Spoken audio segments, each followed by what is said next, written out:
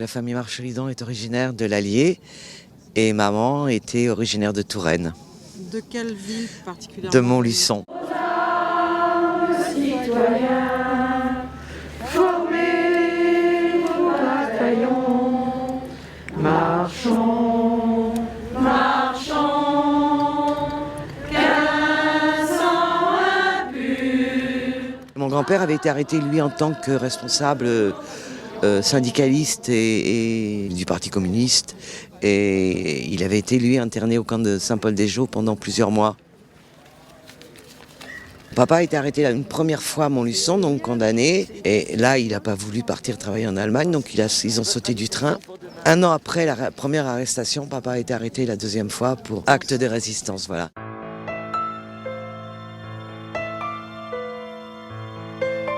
Mon oncle, qui n'était pas là à ce moment-là, a appris que son frère était arrêté, donc il est venu pour prendre des nouvelles. Et toute la famille a été arrêtée. Et René est parti en déportation avec papa. Ils sont allés à Neuengamme. Après, ils sont venus à Sachsenhausen. Et là, René est mort au mois de décembre 1944. Et papa est reparti à Buchenwald, où il a été libéré le 12 avril 1945.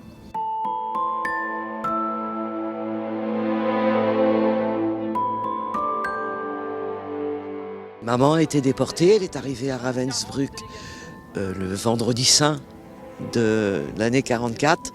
C'était au mois d'avril, j'ai plus la date exacte, mais elle se souvenait bien que c'était le vendredi saint. Elle est restée à peu près jusqu'au 5 juin.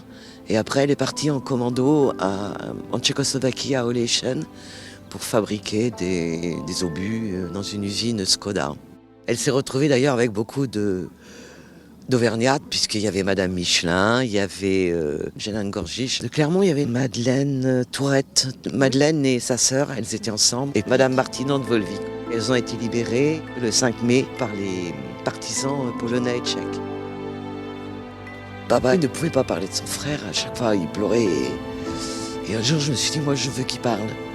Donc je me suis installée, on déjeunait tous les deux, maman était absente. Et je me suis dit, tant pis, il va pleurer, mais il faut qu'il parle. Et on a parlé pendant 2 heures, on a pleuré pendant 2 heures, et il m'a parlé de son frère. Et c'est quand ça a été terminé, il s'est levé, il m'a embrassé, il m'a dit merci. Il avait enfin pu en parler.